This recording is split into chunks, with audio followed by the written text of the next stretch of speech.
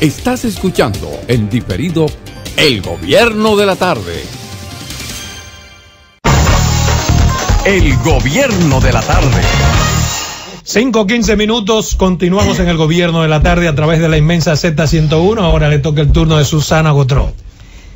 Yo, a diferencia de todo, usted sabe que yo no doy palo de nada. Ni siquiera quiero hablar del hecho en sí. Yo voy a aprovechar para hablar sobre el por qué se dan situaciones como esta. Ciertamente yo había dicho que en mi criterio yo tenía mi concepto sobre el doctor Junior García, ¿verdad que sí? Ramírez Ferreira.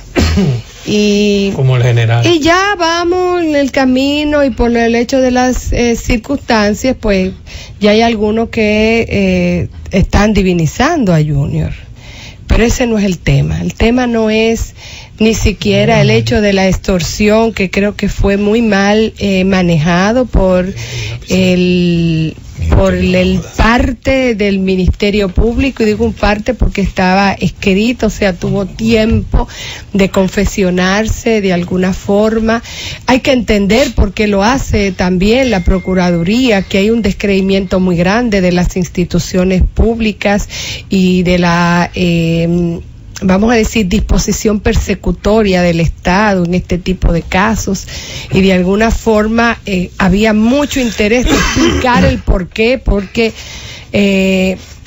ni siquiera Rivas, y lo que lo conocen saben, tenía el perfil de un funcionario que cometía actos de corrupción hacia lo público.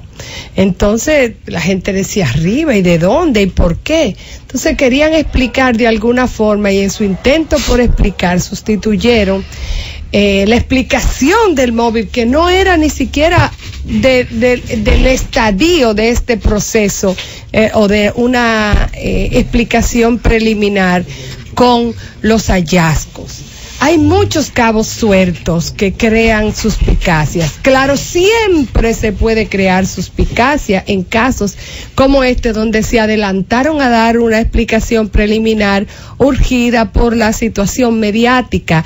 Y urgida por la situación mediática, por la falta de fortaleza de las instituciones. Posiblemente esto no hubiera llegado hasta ahí si cuando se hicieron las denuncias a través de un prestigioso periódico, los organismos de control, de fiscalización y de auditoría a posteriori y preventivo hubiesen actuado, pero no actuaron y dejaron pasar así. Y hay que pensar por qué los actores involucrados tienen más miedo a una extorsión mediática que a la labor vegetativa que debieran hacer los organismos de control y de fiscalización. ¿Ustedes saben por qué? Porque lo otro no opera. Porque no opera las comisiones de ética, porque no opera la institución de la Procuraduría especializada para perseguir esos actos de corrupción, porque no opera la Cámara de Cuentas, porque no opera la Contraloría, porque no opera, y excúseme que lo diga, tampoco la institución que tiene que ver con compras públicas, que debieron tener alarma, porque todos son servicios y todos son contrataciones que tienen que regir un procedimiento. Y yo soy una insignificante consultora jurídica y tengo olfato para ver, gracias a Dios, que mi ministerio se procede más que correctamente.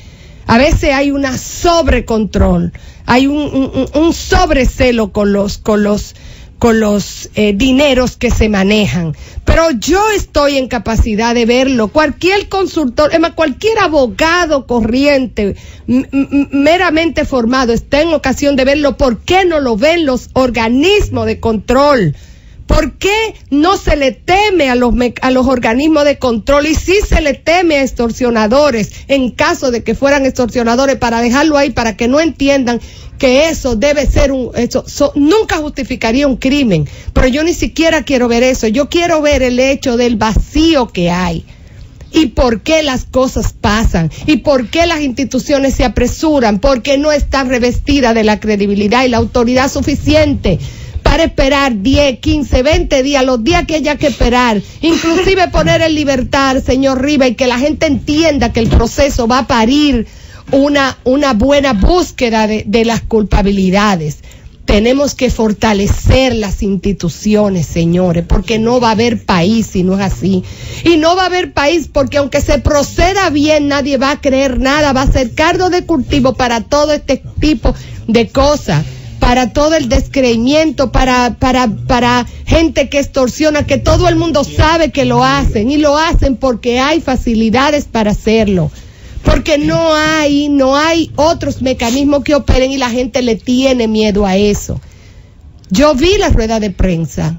Yo creo que realmente han hecho un trabajo y lo hicieron. Lo que lo presentaron mal y ya eso hace que caigan en situaciones como esta. ¿Por qué apresurarse al decir todo? ¿Por qué dar por un hecho lo de la extorsión? Bueno, usted o sirve los datos completos diciendo esta extorsión fue comprobada o hay indicios por esto, o usted dice una presunta extorsión dicha por fulano y fulana. ¿Y cuál es la participación del financiero que está preso ahí? Porque de todos los actores el financiero no tiene ninguna clase de imputación. Se dice que se mató a las 5 de la tarde, pero el legista dijo que tenía 14 horas. Si usted calcula, entonces la hora de la muerte posible era a las 8 de la noche, porque fue a las 2 de la tarde del otro día que fue levantado el cadáver y tenía de 12 a 14 horas. Se presume que 1 o 2 horas más siempre es posible, que es el margen de error, pero no tantas. Entonces no puede ser en la tarde. Digan, ellos dicen que fue en la tarde. Hay que saber presentar las cosas. Hay que saber presentar las cosas y no estar animado por el miedo. A mí, yo tengo un criterio de lo que hay que hacer, de lo que yo creo que fue por los años que duré fuñendo con materia penal. Pero las teorías que se presentan en una etapa preliminar son las posibles, las que tienen algún tipo de indicio, no la que usted está tejiendo como creíble por su experiencia o por otros datos sueltos que usted no puede manejar. Yo espero que eso se investigue. Yo espero que si Rivas está comprometido, como parece apuntar todo, porque en principio a quien beneficia el crimen es el primer sospechoso. Yo espero que le caiga todo el peso de la ley a él y a todos los demás. Yo estoy harta que me afecte mi marca. Yo soy PLDista, yo no robo. Y es como yo, hay muchísima gente más. Este crimen nos salpica a todos, la gente que están en el gobierno y que están en el Estado. Nosotros tenemos que empujar para que eso llegue hasta la última consecuencia. Porque por el hecho de no empujar, nos estamos ensuciando todos. Vamos a llegar a las últimas consecuencias, vamos a meternos en la onza, vamos a revisar hasta el último papelito y todo el que tenga algún tipo de responsabilidad, aunque no tenga nada que ver con el crimen, vamos a armarle su expediente por corrupción. Vamos a empezar a agarrar a los corruptos para que los que no sean corruptos tengan derecho y tengan paz. Y no sean acosados como están siendo acosados generalmente los que ponen la cara y lo que nada tienen que ocultar, porque los demás ni escuchan, ni le importan, ni comparten y están blindados. De verdad creen que nadie lo va nunca a llegar a las manos. Y yo quería decir esto porque, y le decía amigo en privado, que la percepción de la gente que si este señor, que nadie lo puede asociar a actos ni siquiera de violencia, ni nadie pensaba que tenía nada que ver con corrupción, en principio, yo digo la generalidad, aunque había sido denunciado manejos de su gestión en ONSA anteriormente, se ve involucrado en algo tan feo y tan denso, que no pensarán de los demás a los que el prejuicio lo ha asignado en la frente. Entonces vamos a trabajar en ese sentido. Vamos a llegar hasta la última consecuencia, que de verdad la frase manida esa funcione, caiga el que tenga que caer, para que los que no tengamos que caer podamos erguirnos orgullosos de lo que somos. Eso es todo lo que yo quería decir. Llévatela, Francis. ¿Qué comentario, carajo? El gobierno de la tarde. Gracias por escucharnos.